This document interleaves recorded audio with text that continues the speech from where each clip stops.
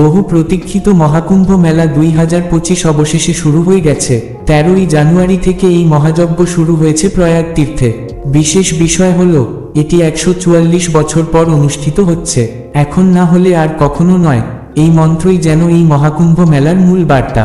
এই মহাকুম্ভ মেলা আমাদের জীবদ্দশায় একবারই অনুষ্ঠিত হয়, কারণ আবার এটি হবে 144 বছর পরে, অর্থাৎ 2169 সালে। কিন্তু আমরা সবাই কি এই মহাযজ্ঞ দেখতে পাব?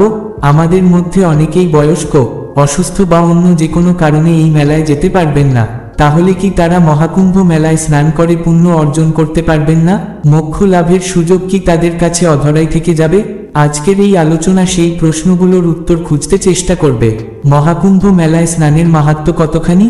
কেন এই স্নানকে বলা হয় জীবনের পাপ মোচনের এক মহাযাত্রা?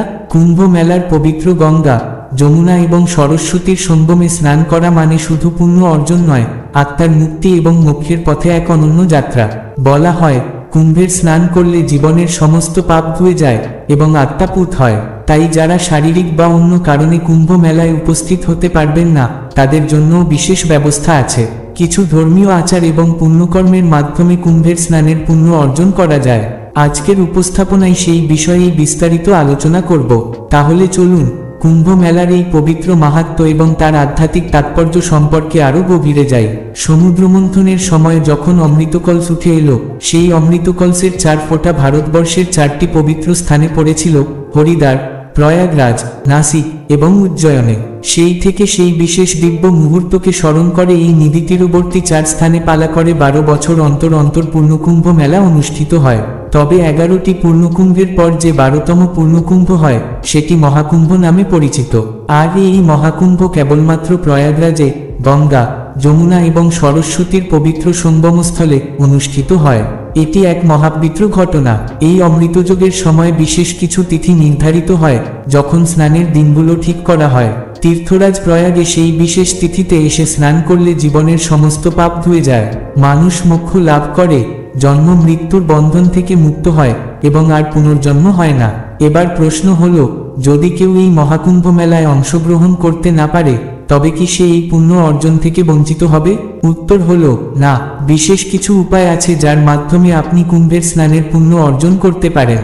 যেমন, মহাকুম্ভ মেলার সময় ঘরে বসেই ভগবান বিষ্ণু বা শিবের পূজা করুন, গঙ্গাজল দিয়ে স্নান করুন বা মাথায় গঙ্গাজল ছিটিয়ে নিন।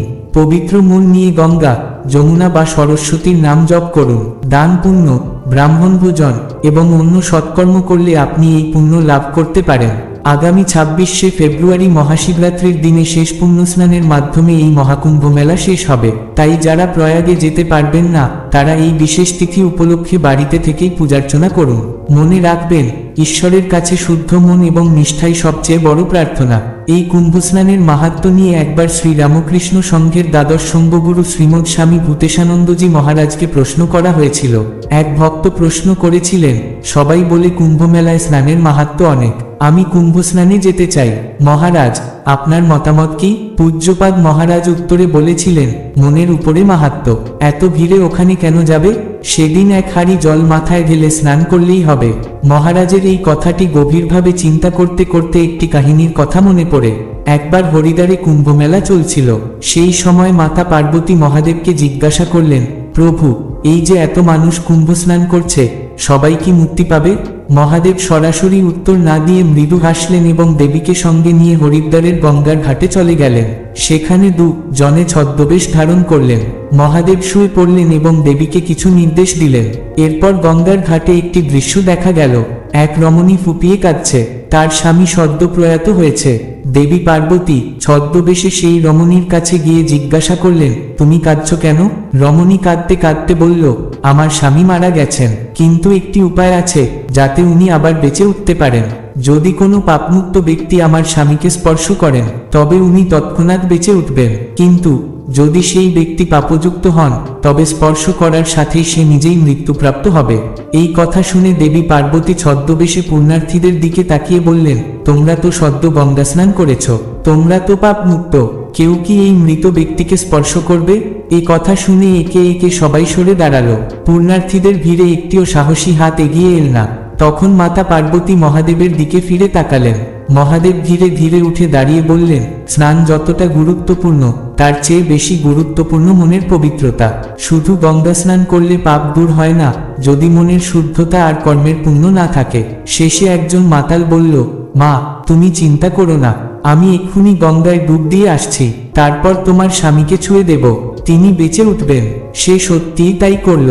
এরপর মহাদেব পার্বতীকে বললেন, এত লোকের মধ্যে একমাত্র এই ব্যক্তিটিই মুক্ত হবে, কারণ তার মনে ছিল পরিপূর্ণ বিশ্বাস ও ভক্তি। যদি মনে দৃঢ় বিশ্বাস থাকে যে এই স্নানের ফলে আমি সমস্ত পাপ থেকে মুক্ত হয়েছি, তবে সেই মানুষই প্রকৃত মুক্তি লাভ করতে পারে। তেমনি আমাদেরও পরিপূর্ণ বিশ্বাস ও শ্রদ্ধার সাথে কুম্ভমেলার সময় বিশেষ স্নানের দিনগুলোতে কিছু উপায় অবলম্বন করা উচিত।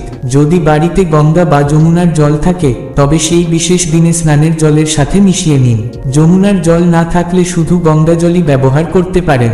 স্নানের সময় নিজের আরাধ্য দেবতাকে স্মরণ করুন এবং ইষ্টমন্ত্র জপ করুন। আর যদি বাড়িতে গঙ্গা জল বা যমুনার জল নাও থাকে, তবুও কোনো চিন্তা নেই, সামান্য জল দিয়ে স্নান করুন, কিন্তু গভীর ভক্তি ও শ্রদ্ধার সাথে আপনার প্রিয় ইষ্টদেবকে স্মরণ করুন। বিশেষ যোগের সময় যত বেশি সম্ভব ইষ্টমন্ত্র উচ্চারণ করুন এবং ভগবানের নাম স্মরণ করুন। এই বিশ্বাস ও ভক্তি আমাদের মনকে পবিত্র করবে এবং পূর্ণ কুম্ভ স্নানের সমান ফল দেবে।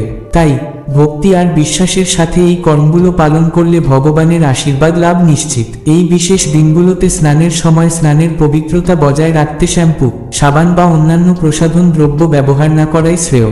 কারণ ভগবান ভাবেন, লাভ আমার মনে যদি থাকে পরিপূর্ণ শ্রদ্ধা ও ভক্তি, তাহলেই আমি সন্তুষ্ট হব।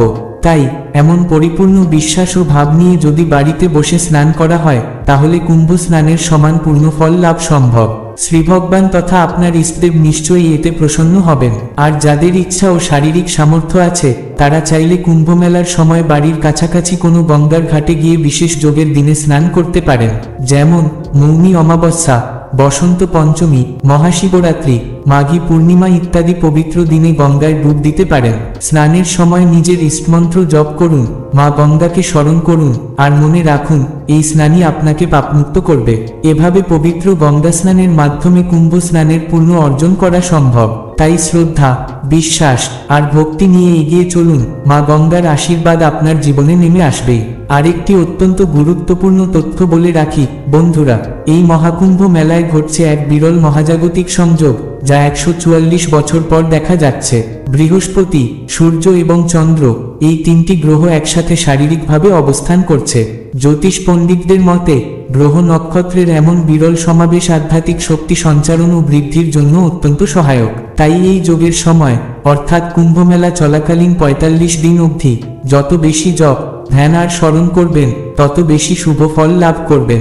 এই সময়ের প্রতিটি মুহূর্ত আধ্যাত্মিক উন্নতির জন্য এক অনন্য সুযোগ। বন্ধুরা, আপনাদের জন্য এই তথ্য সমৃদ্ধ কথাগুলো কেমন লাগলো কমেন্টে জানাতে ভুলবেন না। ভিডিওটি ভালো লাগলে লাইক, শেয়ার এবং কমেন্ট করে আমাদের পাশে থাকুন। আর অবশ্যই চ্যানেলটি সাবস্ক্রাইব করুন। ধন্যবাদ, নমস্কার।